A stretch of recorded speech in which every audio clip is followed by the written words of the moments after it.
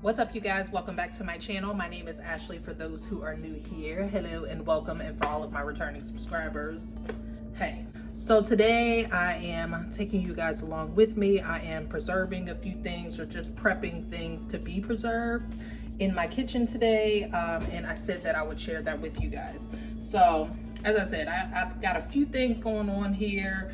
I showed you guys in my last gardening haul that I wanted to do some stuffs with this extra sage. So I went on ahead and I picked up some honey. So let me grab that.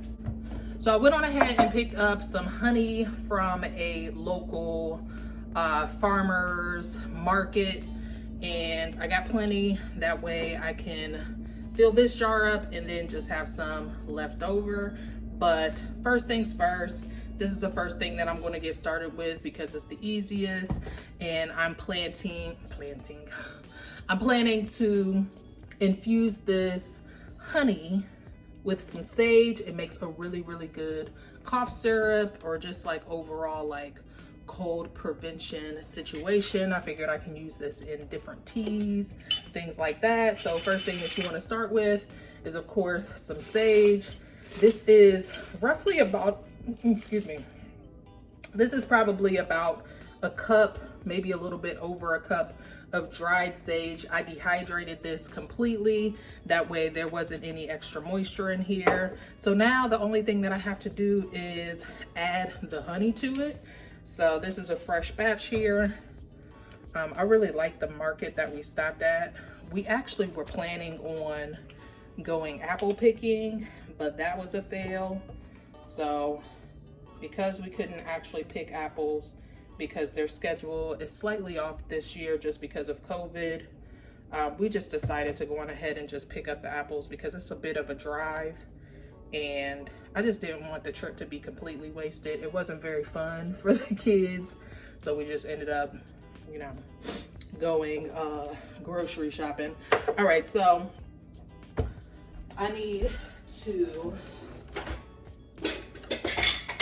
I'm gonna measure out a cup just so I don't overdo it, but that is how much I'll need to pour over the sage. And as you can see, I still have plenty left, which is why I got the big boy. All right, so as you can see, I have my honey all measured up, and now we are going to start pouring it in here bit by bit, and then I'm gonna use this spatula to push everything down, and then so I'm not wasting anything. Always have a nice little spatula nearby because, yeah, spatulas are your jam.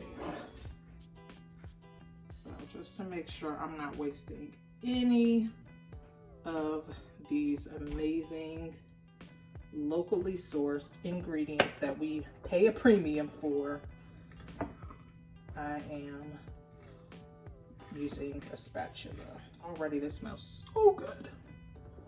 All right, so now I'm going to pour the remainder in here, and I'm just stirring it up really, really good to make sure that I am getting it all the way down to the bottom to cover all of the leaves that are in here. And then I'm going to end up pouring more over top. All right, so that's what it's looking like after just a full cup of honey. So there goes a better look there. I want to add more honey to it because I just want more. So, and then too, I feel like there was well over a cup of sage. So I'm just gonna top it off to fill this jar a majority of the way. Like that. All right. And then everything's going to just seep in and eventually, you know, marry all together. So what I'm going to do, just to make sure that the lid so the top area isn't a mess. I'm taking some vinegar and a paper towel just to clean up that rim, just because I want this to be as clean as possible. So yeah. And for right now, I'm going to use, oh shoot, I had another one already labeled that I was planning on using, but that's fine. I can use this for something else. So I'm going to use just a lid like that for now, just so I can have it labeled, but eventually I'll just switch it out to one of these little guys.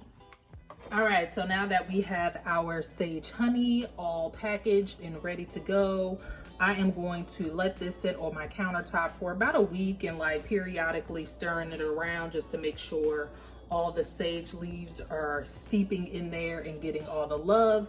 And then from there, it'll be pretty much ready for use. I don't believe I have to store this in any, you know, refrigeration or anything like that. I'll have to double check, and I'll, you know, maybe leave it on the screen somewhere for you guys. But voila, first one done. All right, so next up, I wanted to make some sage oils.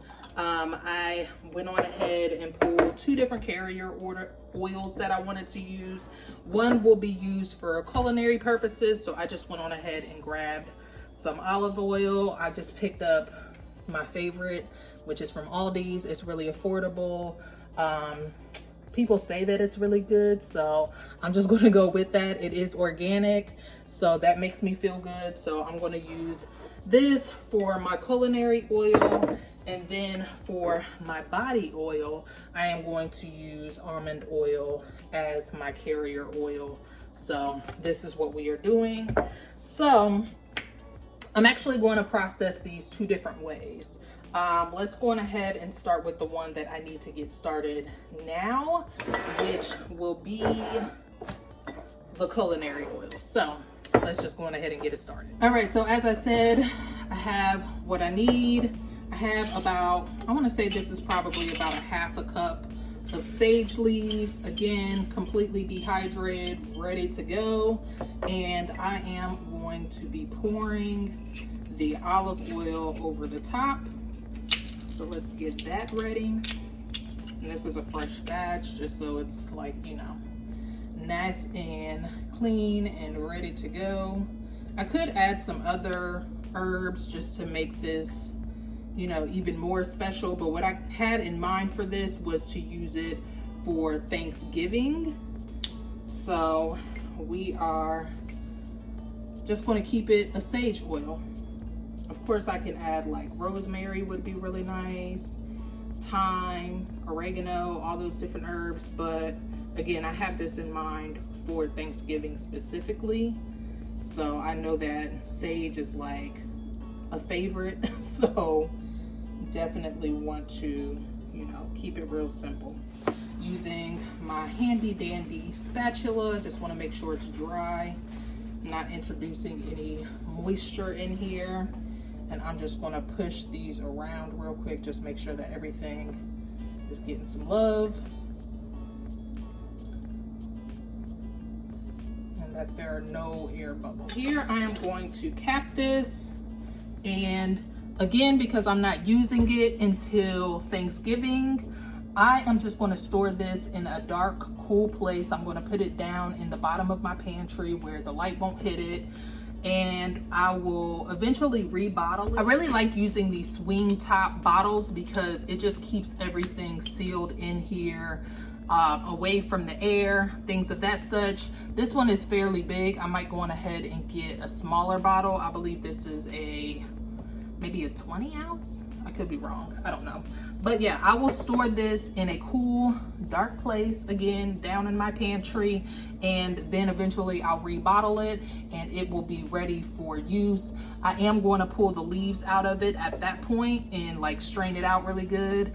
That way, I'm not, you know, trying to fish around the leaves, and the leaves will actually make it perish much faster too. So that is what I'm doing for this guy. However, I am going to do a heat infusion with our body oil. Bringing you guys over here, I have a crock pot that has been warming up now for maybe about 20 minutes or so. And it's fairly warm. It's not super warm, but I don't want it to get too hot either. So at this point, we have our sage in a jar, and this jar is cleaned and sanitized. So I made sure I did that, you know, before I even put the herbs in here. That is very, very important.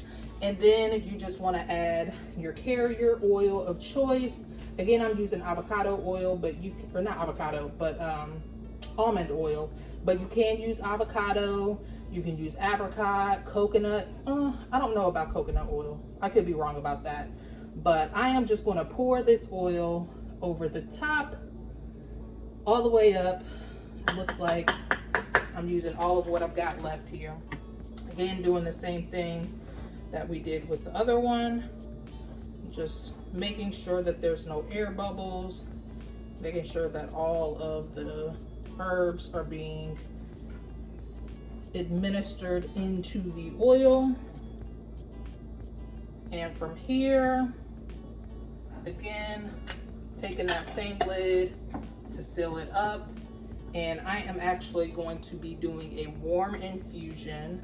So I will place this in the crock pot, and this will be sitting now for about 4 hours. And at that point, like every once in a while, I'll go through and just like kind of stir it around. Again, just making sure that all of the leaves are getting loved on. And then this will be pretty much ready to go at that point. But obviously, this is a short video, so we're gonna wrap it up from here. But at that point, you can, you know, put this in a different jar if you want to. You can strain the leaves out, get them out the way, just so the oil doesn't perish faster. And you can incorporate this into your body butters, into your soaps, etc. There's so many different ways that you can use different infused oils. So this is how I am processing this particular oil here. All right, you guys, another thing that I did not mention, you obviously want to make sure that you are labeling everything really, really clearly. And I'm also setting, always set reminders in my calendar to check on things. But of course, you can always just write the date that you actually started these as well. So that's something that I'm going to do now.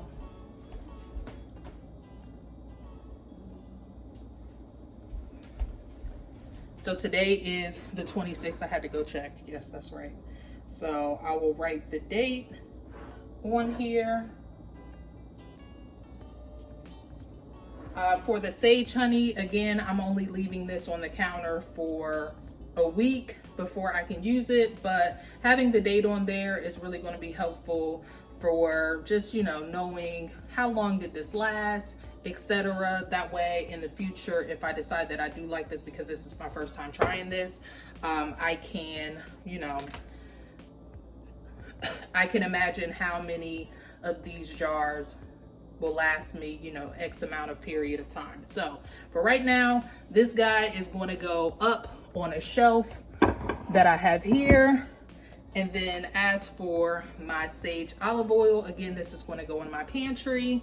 And that's pretty much all that I'm going to do for today. I just wanted to stick with the sage oils and the honey because I did say that I was going to share that. I just realized that, you guys, I have been, and I know I'm not the only person with this problem. So I have been like struggling to find mason jars. So much so I ended up ordering some online, and it's taken a lot longer to get back to me. I'm actually good on jars. It's the lids that I needed really badly. I wanted to get some of these apples processed, but as it stands, I need my lids to be able to do so. So all I'm going to do today with these guys is probably wash them, chop them up and put them in Ziploc bags and stick them in the freezer until I'm actually able to, like, you know, process them, stick them in the crock pot, etc. Just so they don't go bad while I wait for my lids. But yeah, that's kind of where I am with that. I just wanted to share that really quickly. So hopefully you guys found this still entertaining, even though we didn't work on a ton of things. It was kind of quick and straight to the point. But yeah, this is how I am putting away all that damn sage that I harvested. And to be honest, I still have a ton out in the garden that I can probably harvest. But for now, I'm just going to leave it out there. You know, I don't know that it'll flower at this point, but you know, we'll just see. We'll have to see. But until the next time, I thank you all so much for stopping by. I wish you all health, wealth, and prosperity. And until the next time, peace out.